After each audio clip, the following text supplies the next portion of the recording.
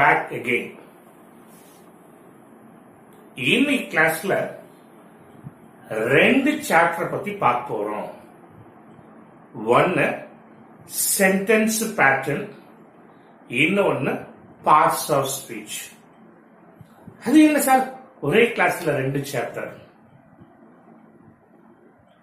உங்களுக்கு sentence pattern என்ன அப்படின்னு புரியணும்னு சொன்னா பார்ட்ஸ் ஆஃப் ஸ்பீச்ல உள்ள டேர்ம்ஸ் எல்லாமே தெரிஞ்சிருக்கணும். பார்ட்ஸ் ஆஃப் ஸ்பீச்ல உள்ள டேர்ம் என்னன்னு புரியுதுன்னா சென்டென்ஸ் பேட்டர்ன்ல உள்ள டேர்ம் புரியும். ரெண்டும் ஒன்னோட ஒன்று தொடர்புடையது. பார்க்கறதுக்கு வேணா ரெண்டு என்டையர்லி டிஃபரெண்டா இருக்கிற மாதிரி தெரியலாம், ஆனா ரெண்டுமே ஒண்ணுதான் அப்படிங்கறத இந்த சாப்டர்ல நாம பார்க்க போறோம். First, what is parts of speech? Parts of speech என்ன? Words are divided into different types according to their use and function. Is called parts of speech. What is a sentence pattern? A different types of words arranged in a sentence to give complete meaning is called sentence pattern. Now, introduction to parts of speech. What are the terms that are used in parts of speech? Parts of speech la பயன்படுத்தப்படக்கூடிய terms என்னென்ன?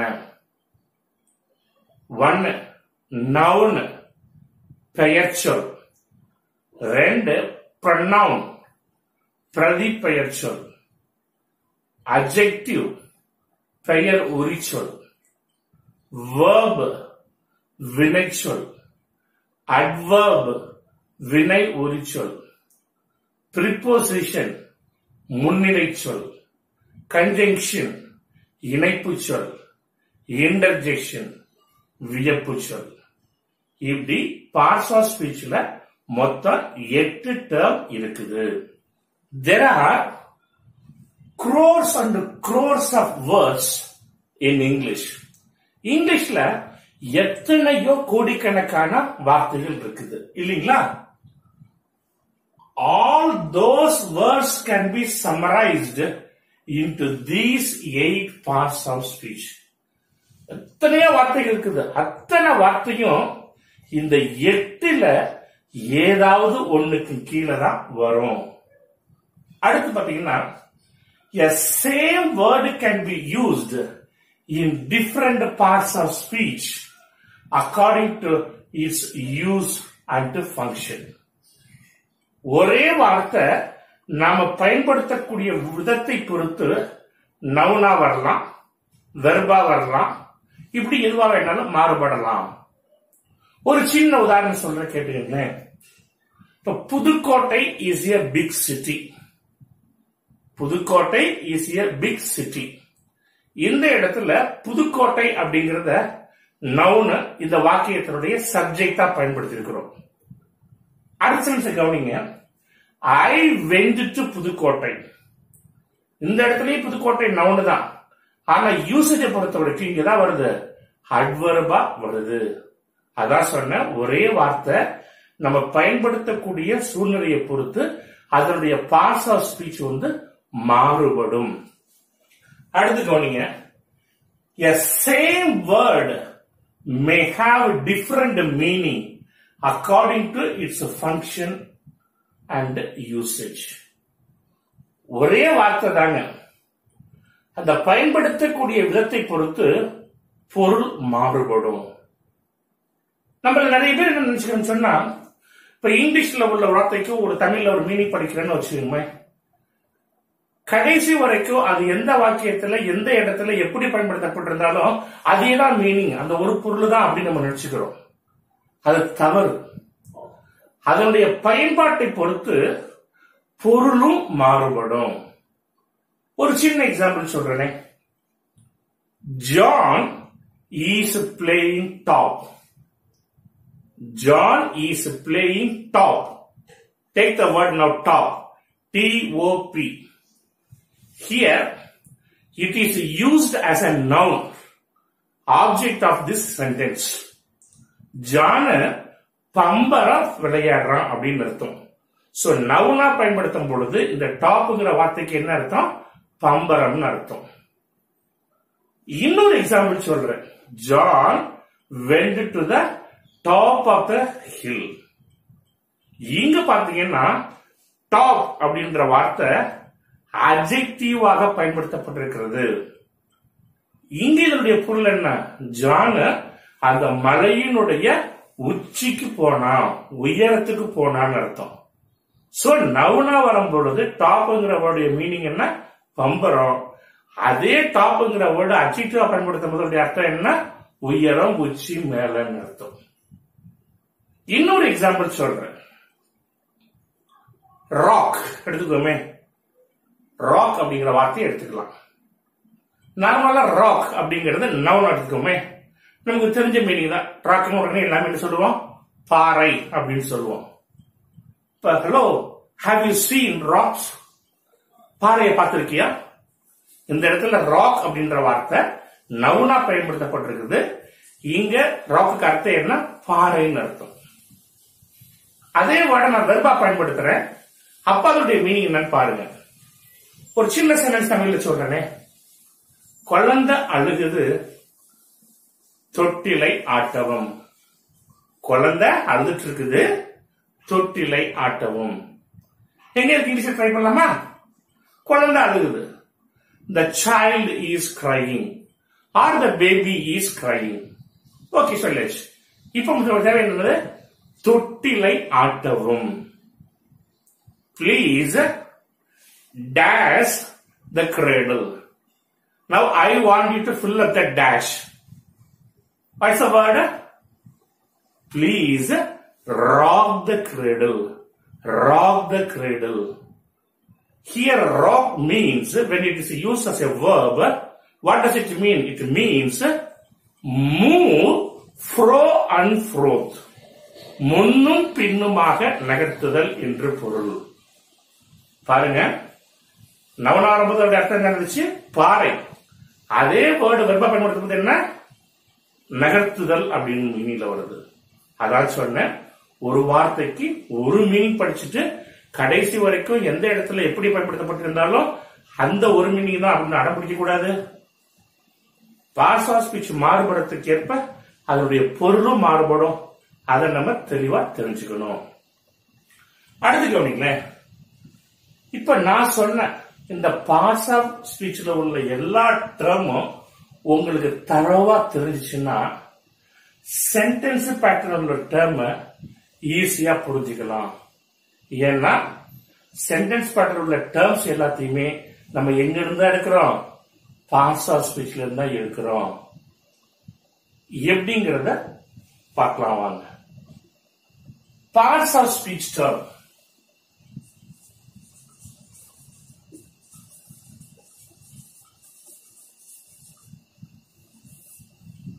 ஒன்னு noun, ரெண்டு pronoun, மூணு adjective,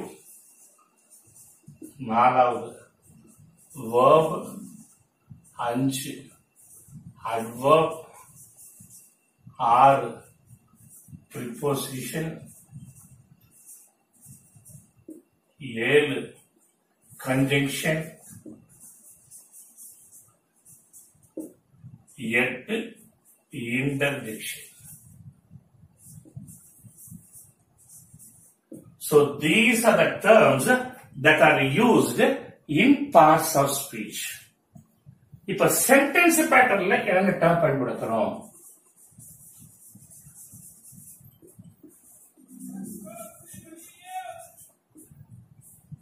அப்படின்னா subject, object, direct object, indirect object,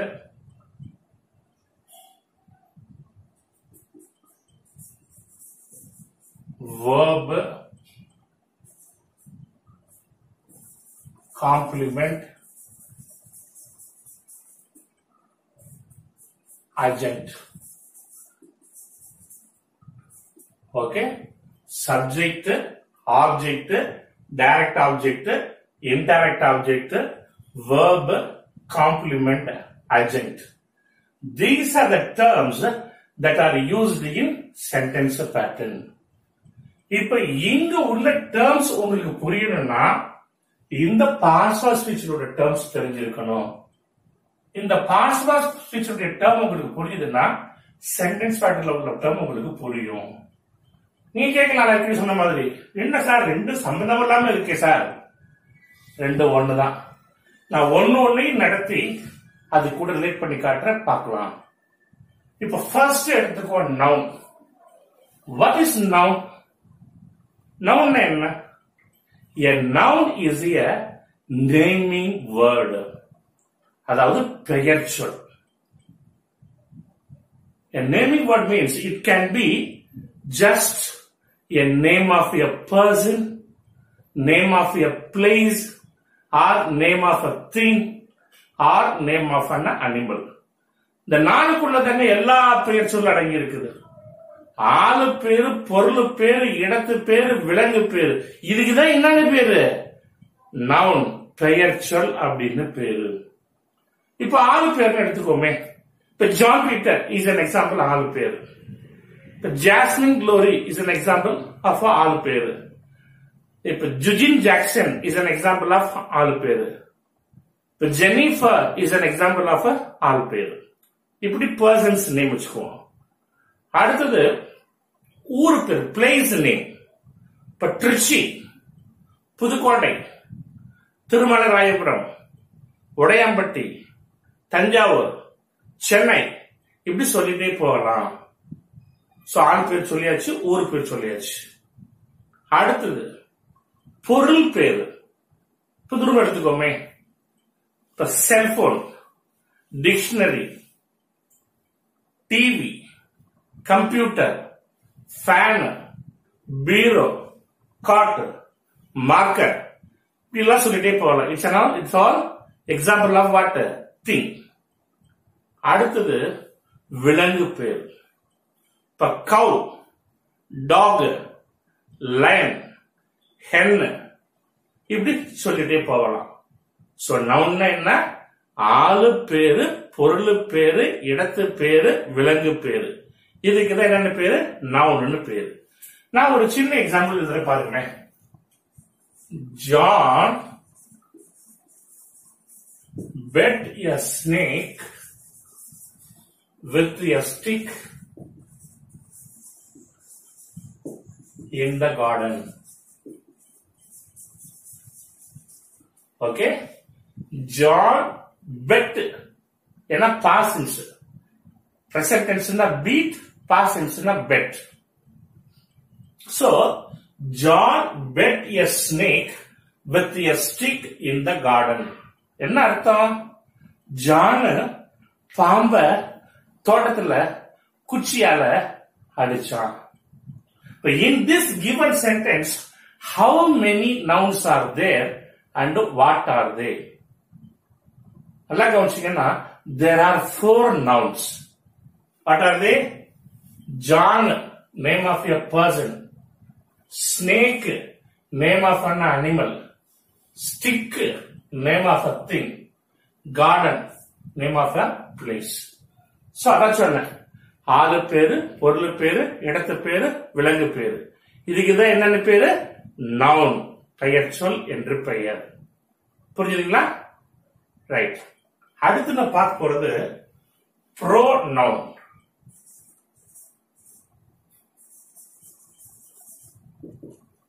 Actually, the word pro is derived from Latin.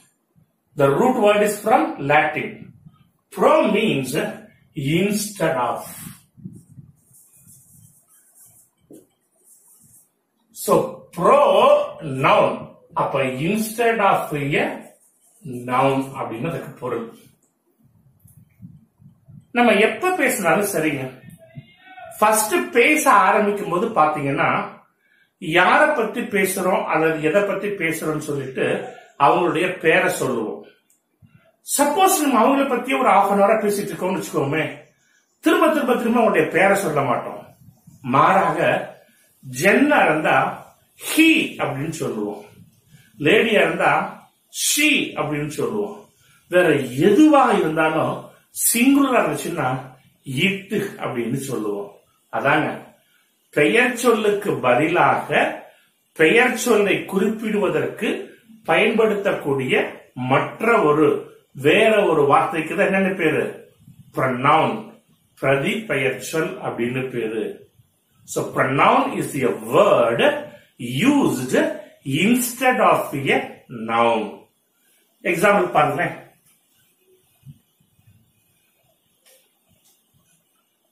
Peter is absent because he is ill. Peter is absent because he is ill. Peter வரல ஏன்னா பீட்டருக்கு உடல்நிலை சரியில்லை அப்படின்னு நம்ம சொல்லல. எப்படி சொல்லிக்கிறோம்?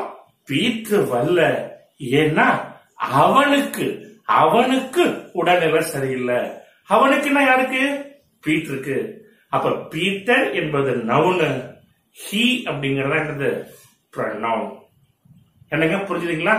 இப்ப உங்களுக்கு நவுன்னா என்ன, ப்ரொனவுன்னா என்ன அப்படிங்கிறது தெரியும் இல்லையா? ரைட். இப்ப நான் சொன்னேன் இது படிக்கிறதுக்கு காரணமே சென்டென்ஸ் பேட்டர்ன்ல உள்ள டேர்ம்ஸ புரிஞ்சுக்கணுங்கிறதுக்காக சொன்னேன். இப்ப நான் பார்ட்ஸ் ஆஃப் ஸ்பீச்ல 2 டேர்ம்ஸ் சொல்லி கொடுத்துருக்கிறேன், நவுன்னா என்ன, ப்ரொனவுன்னா என்னன்னு சொல்லி. இப்ப நான் அதை சென்டென்ஸ் பேட்டர்ன்ல உள்ள டேர்மு கூட ஒப்பிட்டு காட்டுறேன், கவனிங்க. இப்போ சப்ஜெக்ட்னா என்ன, ஆப்ஜெக்ட்னா என்ன? சப்ஜெக்ட்னா என்ன, ஆப்ஜெக்ட்னா என்ன? சப்ஜெக்ட்னு சொன்னாலும் சரிங்க, ஆப்ஜெக்ட்னு சொன்னாலும் சரிங்க, மீனிங் பொறுத்த வரைக்கும் ரெண்டுமே சேம் ஒண்ணுதான். நல்லா கவனிங்க. சப்ஜெக்ட்னு சொன்னாலும் சரி, ஆப்ஜெக்ட்னு சொன்னாலும் சரி, அண்டர்ஸ்டாண்டிங் ஆஃப் மீனிங் பொருளை பொறுத்த வரைக்கும் ரெண்டுமே ஒண்ணுதான். அதாவது ஒன்னு நவுனா இருக்கும், அப்படி இல்லைன்னா ப்ரொனவுனா இருக்கும். நல்லா கவனிங்க. நான் சப்ஜெக்ட்னா நவுனு, ஆப்ஜெக்ட்னா ப்ரொனவுன் சொல்லல. A subject can be either a noun or a pronoun. An object also can be either a noun or a pronoun. For an example பாருங்களேன். John married Jennifer. John ஜெனிஃபரை கல்யாணம் பண்ணிக்கிட்டான். இப்போ ஜானுங்கிறது சப்ஜெக்ட், மேரிடுங்கிறது வேர்ப், ஜெனிஃபர்ங்கிறது ஆப்ஜெக்ட். புரிஞ்சுதுங்களா? இப்ப என்ன பாருங்க, நான் சொன்னேன் understanding meaning பொறுத்த வரைக்கும் ரெண்டுமே ஒண்ணுதான், ஒன்னு நவுனா இருக்கும் அல்லது ப்ரொனவுனா இருக்கும்னு சொன்னேன். இப்ப கவனிங்க, ஜான் அப்படிங்கறதும் நவுன் தான், is name of a person. அதே மாதிரி ஜெனிஃபர் அப்படிங்கறதும் நவுன் தான், it's a name of a person. அப்ப சார் 2 இடத்துலயே நவுன் தான் வரணுமா? இல்ல, 2 இடத்துலயுமே நவுன் வரலாம், 2 இடத்துலயுமே ப்ரொனவுன் வரலாம், அல்லது இங்க நவுன் வரலாம், இங்க ப்ரொனவுன் வரலாம், அல்லது இங்க நவுன் வரலாம், இங்க ப்ரொனவுன் வரலாம். ஆக மொத்தத்துல சப்ஜெக்ட்னு சொன்னாலும் சரி, ஆப்ஜெக்ட்னு சொன்னாலும் சரி, மீனிங் பொறுத்த வரைக்கும் ரெண்டும் ஒண்ணுதான். புரிஞ்சுதுங்களா? புரிஞ்சுதா? சரி, புரியுதுன்னு சொல்றீங்க. ஏதாவது என்கிட்ட கேள்வி கேட்கணும்னு தோணுதா? இல்ல, தோணல இல்லைங்களா? ரைட், உங்களுக்கு தோணாது. இப்ப நானே கேள்வியை கேட்கிறேனே, ஏன்னா சத்தியமா இது வரைக்கும் நான் உங்களுக்கு சப்ஜெக்ட்னா என்ன, ஆப்ஜெக்ட்னு சொல்லி கொடுக்கவே கிடையாது. ஆனா புரியுதுன்னு சொல்லிட்டீங்க. இப்ப நான் கேள்வி கேட்கிறேன் பாருங்க. ஓகே சார், சப்ஜெக்ட்னால ஆப்ஜெக்ட்னால மீனிங் பொறுத்த வரைக்கும் ரெண்டும் ஒண்ணுன்னு சொன்னீங்க, ஓகே இங்கேயும் நவுன் கொடுத்துருக்கீங்க, அங்கேயும் நவுன் கொடுத்துருக்கீங்க. ஓகே, இதெல்லாம் கன்ஃபியூஷன் இல்லை. இப்ப எனக்கு என்ன டவுட்னா, ஏன் சார் இந்த இடத்துல சப்ஜெக்ட்னு குறிச்சீங்க, இந்த இடத்துல ஆப்ஜெக்ட்னு குறிச்சீங்க? மீனிங் பொறுத்த வரைக்குமே ரெண்டுமே ஒண்ணுன்னா, ஒன்னு ரெண்டையுமே சப்ஜெக்ட்னு குறிச்சிருக்க வேண்டியதானே, அந்த ரெண்டையுமே ஆப்ஜெக்ட்னு குறிச்சிருக்க வேண்டியதானே. அதை விட்டுட்டு ஏன் இந்த இடத்துல சப்ஜெக்ட் இந்த இடத்துல ஆப்ஜெக்ட்னு குறிச்சீங்க அப்படின்னு கேள்வி கேட்கலாம். இப்ப நான் உங்களுக்கு பதில் சொல்றேன். இப்பதான் உண்மையிலேயே உங்களுக்கு சப்ஜெக்ட்னா என்ன, ஆப்ஜெக்ட்னா என்னன்னு சொல்ல போறேன். மீனிங் பொறுத்த வரைக்கும் ரெண்டும் ஒன்னா இருந்தாலும், அதாவது நவுனா இருந்தாலும் சரி, ப்ரொனவுனா இருந்தாலும், doer of the action is called the subject, receiver of the action is called the object. யாரு ஒரு செயலை செய்யறாங்களோ அந்த செயலை செய்யற ஆளுக்கு சப்ஜெக்ட்னு பேரு. அந்த செயலை வினையை யாரு பெறாங்களோ அவங்களுக்கு தான் என்னன்னு பேரு, ஆப்ஜெக்ட்னு பேரு. இப்போ ஜான் மேரிடு ஜெனிஃபர். ஜான் ஜெனிஃபரை கல்யாணம் பண்ணிட்டான். இப்போ தாலி கட்டினது யாரு, செயலை செஞ்சது யாரு, ஜான். அந்த தாலிய வாங்கிட்டது யாரு, ஜெனிஃபர். அதனாலதான் ஜான சப்ஜெக்ட்னு சொல்றோம், ஜெனிஃபரை ஆப்ஜெக்ட்னு சொல்றோம். ஏன்னா in this sentence John is the doer of the action, Jennifer is the receiver of the action. இப்ப புரியுதுங்களாங்க? மீனிங் பொறுத்த வரைக்கும், அதாவது அண்டர்ஸ்டாண்டிங் பொறுத்த வரைக்கும், சப்ஜெக்ட்னாலும் ஆப்ஜெக்ட்னாலும் ஒன்னு நவுனா இருக்கலாம், ப்ரொனவுனா இருக்கலாம். ஆனா doer of the action is called the subject, receiver of the action is called the object. இப்ப யாரு யாரை கல்யாணம் பண்ணிட்டா, யாருங்கிற கேள்விக்கு ஆன்சர் சப்ஜெக்ட். யாரு கல்யாணம் பண்ணது, ஜான் பீட்டர், அதனால சப்ஜெக்ட். அவன் யாரை கல்யாணம் பண்ணிட்டா, ஜெனிஃபர், அதனால ஆப்ஜெக்ட். புரியுதுங்களா? சோ இப்போ உங்களுக்கு சப்ஜெக்ட்னா என்ன, ஆப்ஜெக்ட்னா என்னன்னு தெரியும். புரியுது இல்லைங்களா? ரைட். டைரக்ட் ஆப்ஜெக்ட்னா என்ன, இன்டைரக்ட் ஆப்ஜெக்ட்னு சொல்லிட்டு, யாரை, எதை, என்ன, இந்த கேள்விக்கு ஆன்சரா வந்துச்சுன்னா டைரக்ட் ஆப்ஜெக்ட்னு பேரு. யாருக்கு அல்லது யாருக்காக, இந்த கேள்விக்கு ஆன்சரா வந்துச்சுன்னா இன்டைரக்ட் ஆப்ஜெக்ட்னு பேரு. What, whom, which.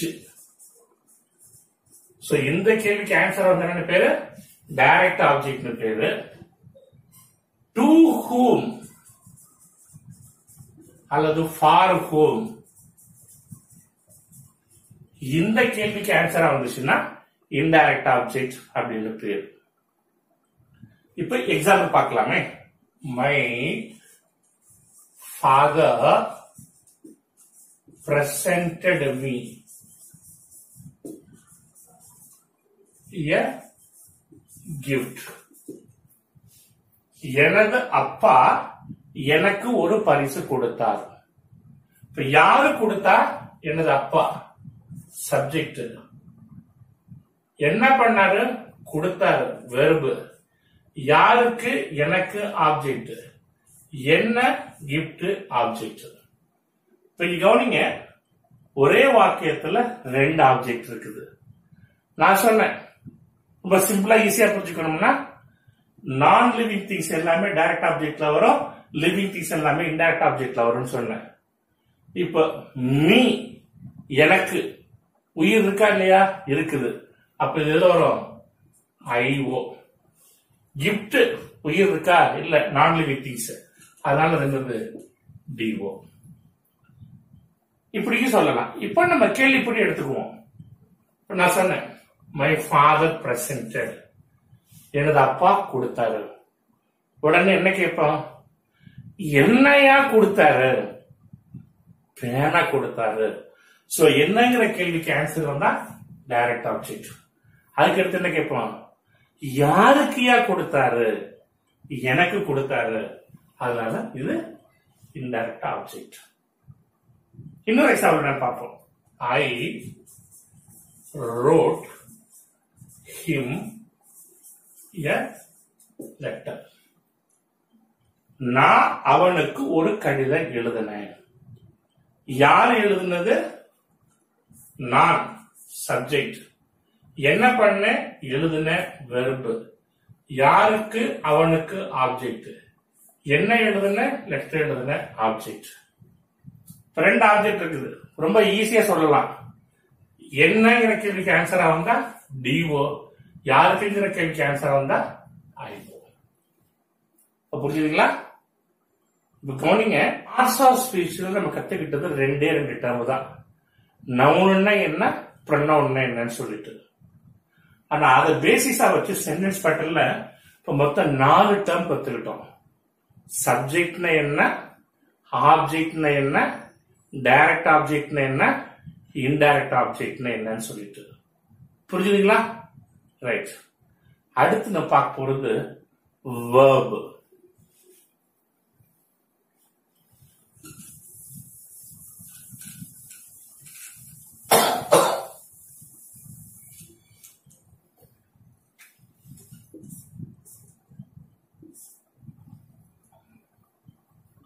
Verb, the most important thing in a sentence.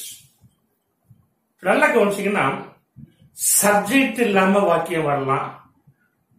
உதாரணத்துக்கு come here, there is no subject. Object இல்லாம வாக்கியம் வரலாம், அட்வர்ப் இல்லாம வாக்கியம் வரலாம், ப்ரிபோசிஷன் இல்லாம வாக்கியம் வரலாம். இப்படி எது வேணாலும் இல்லாம வாக்கியம் வரலாங்க. ஆனா என்ன இல்லாம வாக்கியம் இருக்கவே முடியாது? verb இல்லாம வாக்கியம் இருக்கவே முடியாது. There can never be a meaningful sentence. There can never be a meaningful sentence without verb. Now, what is verb? A verb is an action word. It expresses a state of being. It shows possession or ownership. இத நான் tension நடத்தும் போது introduction to verb அப்படிங்கிற கிளாஸ்ல உங்களுக்கு தெளிவா நடத்திருக்கிறேன். For example, John sings a song. Now what does John do? He sings. அவன் என்ன பண்றான்? பாடுகிறான். எதுல இருந்து வருது? சிங்ஸ்ங்கிறது வருது. அதான் ஆக்ஷன் வேர்ட் அப்படின்னு சொல்றோம். அடுத்தது, expresses a state of being. It speaks about existence. For example, Peter is at home. Here we call is as a verb because it is used to express a state of being. Third one shows possession. He has a car.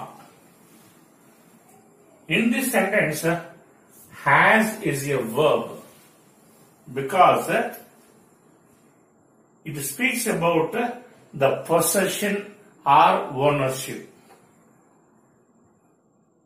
Is that clear? So, verb சொன்னா, it is an action word. It expresses a state of being and shows a possession. With this, verb is a verb. So far, parts of speech la பாத்தீங்கன்னா, noun என்ன, pronoun என்ன, verb என்ன அப்படிங்கறத பார்த்திருக்கோம். அதே sentence பேட்டர்ன்ல பாத்தீங்கன்னா, இத பேஸா வச்சு சப்ஜெக்ட்னா என்ன, ஆப்ஜெக்ட்னா என்ன, டைரக்ட் ஆப்ஜெக்ட்னா என்ன, இன்டைரக்ட் ஆப்ஜெக்ட்னா என்ன, வெர்ப்னா என்ன அப்படிங்கறத பார்த்திருக்கோம். மீதம் உள்ள காம்ப்ளிமெண்ட், அட்ஜெக்ட் பத்தி அடுத்த கிளாஸ்ல டீட்டெயில்டா பார்ப்போம். இன்னும் ஒரே நாளையில எல்லாத்தையும் நடத்தணும்னா உங்களுக்கும் புரிஞ்சுக்கிறது கஷ்டமா இருக்கும். அதனால மீதம் உள்ளத நாளைய கிளாஸ்ல உங்களுக்கு நான் தெளிவா சொல்லி தர்றேன். இப்போ நான் வழக்கமா சொல்றதுதான், நான் நடத்துற இந்த கிளாஸ் உங்களுக்கு பிடிச்சிருந்துச்சுன்னா, புரிஞ்சுதுன்னா இந்த வீடியோ நீங்க பார்க்கும்போது தயவு செஞ்சு சப்ஸ்கிரைப் பண்ணுங்க. அடுத்தது என்னுடைய வீடியோவை ஸ்கிப் பண்ணாம சாப்டர் வைஸா பிகினிங்ல இருந்து எண்டு வரைக்கும் பாத்தீங்கன்னா நீங்க எழுப்பக்கூடிய அத்தனை கேள்விகளுக்கும் அந்த சாப்டர்ல உள்ள அத்தனை கேள்விகளுக்கும் பதில் கிடைக்கும். புரியுதுங்களா? Hope you will subscribe my channel. அடுத்த கிளாஸ்ல நாளைக்கு உங்களை மீண்டும் சந்திக்கிறேன். Until then, bye.